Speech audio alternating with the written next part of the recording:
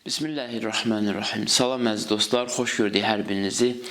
Qədir Xum bayramı münasibəti ilə hər birinizi təbrik edirəm. Allah dünya və axirətdə bizi Həzrət Əlinin vilayətindən uzaqda qərar verməsin.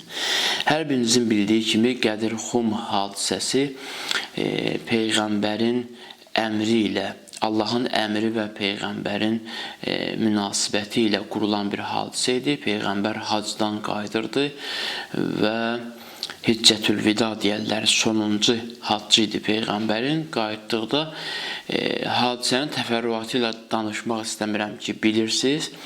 Peyğəmbər orada Həzrət Əli əleyhissalamın vilayətini elan edir. Yəni onun imam olduğunu, Peyğəmbərdən sonra müsəlmanların rəhbərlik işlərinin Həzrət Əliyə tapşırır və onu elan edir ki, məndən sonra sizin böyüyünüz Həzrət Əlidir. Sizin başçınız, sizin rəhbəriniz Həzrət Əlidir. Sonra ardıca belə bir dua edir Peyğəmbər ki, Allahümmə vali mən vala ilə hər kəs Əli ilə dost olsa, onunla dost ol. Hər kəs Əli ilə düşmən olsa, onunla düşmən ol. Hər kəs Əliyə kömək etsə, ona kömək ol. Hər kəs Əlini xar etmək istəsə, onu xar elə. Peyğəmbər bu təqdimatdan sonra bu duanı Həzrət Əlinin haqqında buyurur. Sual yaranır ki, burada Peyğəmbər öz istəyi ilə əmisi oğlu Həzrət Əlini özündən sonra rəhbər təyin edir, yoxsa bu ilahi əmirdir. Hər birimiz bilirik ki, Peyğəmbər özündən artıq bir kəlmə söz işlətməyib bu vaxta qədər və heç bir hərəkəti öz nəfsi istəyinə uyğun olaraq həyata keçirməyib. Quran-ı Kərim Peyğəmbərin bütün rəftarlarını və sözlərini təsdiqləyir və Quran belə təqdim edir ki, Peyğəmbər özündən bir kəlmə söz danışmayıb. Quran-ı Kərimin ayəsinə əsasən Peyğəmbər özündən sonra Həzrət Əlini rəhbər təyin edir. Mən kuntu mavla fəhazə aliyyum mavla. Hər kəsin ağası mənəmsə, məndən sonra da bu kişi, Həzrət Əli onun ağasıdır. Bu ifadəni Peyğəmbər Quran-ı Kərimin ayəsinə əsasən işlədir. Ayə belədir: Ya əyyuhər rəsul bəlliğ ma unzilə ilək və in ləm təf'al fəmə bəlləğtə risalətə. Ey Peyğəmbər, ey xəbərləri çatdıran, ey bizim elçimiz, ey Peyğəmbər, sənə nazil etdiyimiz bu xəbər də çatdır. Fə in ləm təf'al fəmə bəlləğtə risalətə. Əgər sən bu hadisəni, sən bu xəbəri hadisə şəklində çatdırmasan, 23 illik Peyğəmbərliyin, sənin bu Peyğəmbərlik üçün, dinin təbliğatı üçün çəkdiyin zəhmət heçə gedəcək. Çox maraqlı bir nüansdır ki, Peyğəmbər əgər Əlinin vilayətini təqdim etməsəydi, özündən sonra bu rəhbərlik işlərini birinə tapşırmırsa, onun Peyğəmbərliyi, onun çəkdiyi, Peyğəmbərlik dövründə çəkdiyi zəhmətlər sual altına gedir. Niyə sual altına gedir? Çünki bu dini yaratmaq özü bir, bu ideologiyanı, bu hərəkatı yaratmaq özü bir böyük bir işdirsə, onu qoruyub saxlamaq ondan da mühüm bir işdir. Bu işi yalnız və yalnız kim qoruyub saxlaya bilər? Əgər bu ideologiyanı, bu hərəkatı Allah tərəfindən göndərilmiş Peyğəmbərin vasitəsilə yaradılıbsa bu hərəkat, onda bu hərəkatı qoruyub saxlamaq üçün yalnız və yalnız o Peyğəmbərə bənzəyən biri lazımdır. Əgər Peyğəmbərə bənzəyən biri olmayacaqdırsa, öz nəfsi istəklərinə də müəyyən zamanlarda tabi olacaqdırsa, o Peyğəmbərin canişini ola bilməz. Necə ki, Peyğəmbər Allahın yer üzündə canişinidir və Allaha vəsf edir, onda heç bir nöqsan olmamalıdır. Eyni zamanda Peyğəmbərin canişini də elə olmalıdır ki, necə Peyğəmbər Allahın yer üzündə sanki simasıdır, nöqsansız olaraq Allaha vəsf edir, bu canişin də Peyğəmbəri və Allahı nöqsansız olaraq vəsf edəcək gücdə olmalıdır. Bu canişin Allah tərəfindən təyin olunmalıdır. İnsanlar tərəfindən təyin edilə bilməz. Çünki insanların fikirləri müxtəlifdir, insanların istəkləri, baxışları müxtəlifdir.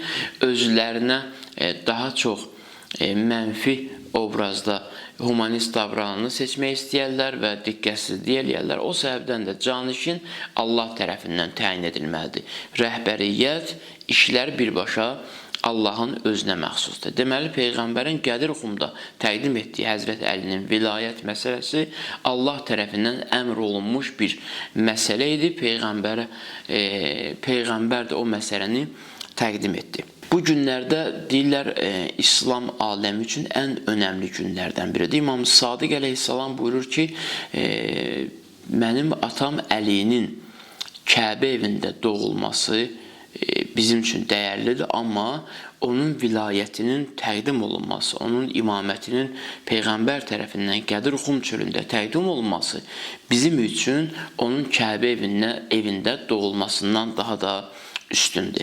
Çünki bu vilayət bütün bəşəriyyəti bir araya toplaya bilir və Peyğəmbərin zamanında qarışıq cəmiyyətin toplanmış qarışıq cəmiyyəti yalnız və yalnız bu vilayətin vasitəsilə ələkdən keçirmək mümkün olacaq.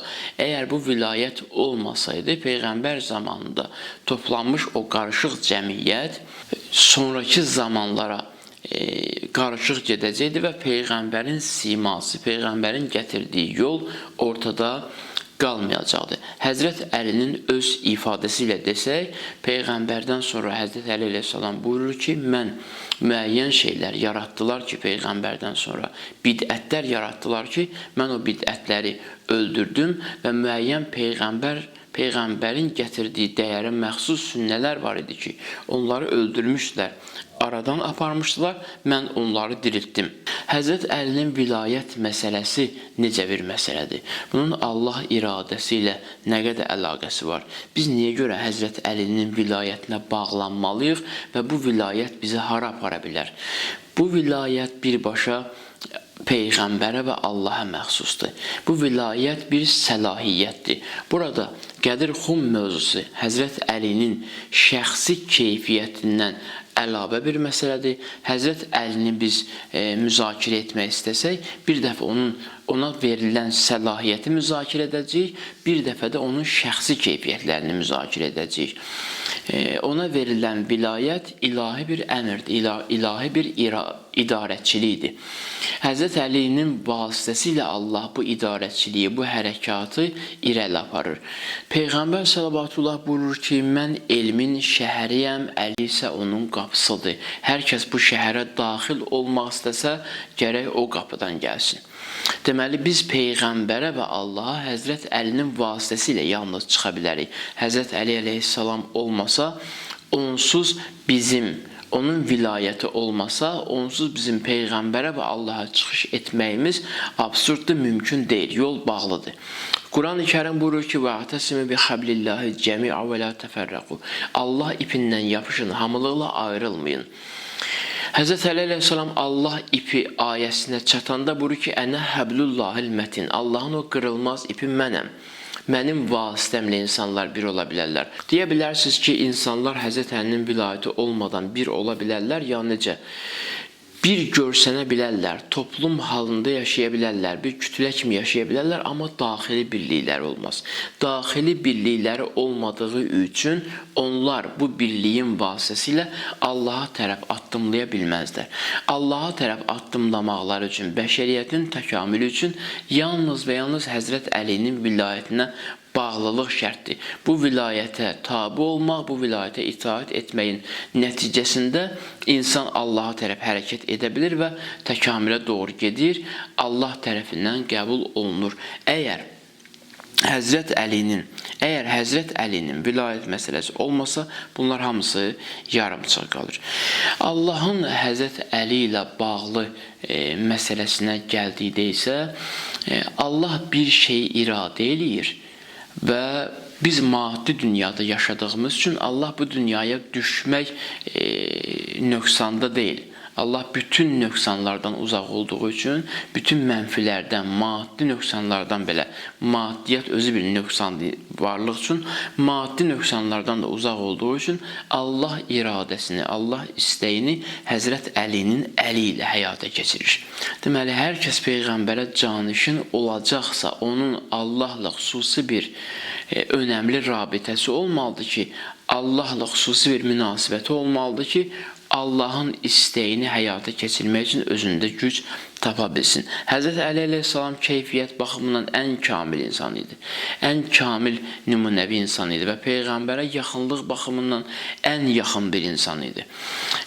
Onun dünyaya gəlişi, onun Peyğəmbər əli ilə tərbiyə olunması, onun Peyğəmbərin kürəkəni olması, Peyğəmbərin dünya xanımlarının, aləm xanımlarının ən üstünü olan Fatimə Zəhranın həyat yoldaşı olması, İmam Hüseyin və İmam Həsənin atası olması Həzrət Əli əleyhissalamın keyfiyyətinin daha da yüksəklərdə durduğunu göstərir. O səbəbdən də hər kəs Allaha tərəf yol getmək istəyirsə, mütləq Həzrət Əlinin vilayətindən yapışmalıdır. Sonda bir hədislə bu mövzunu sona çatdırmaq istəyirəm.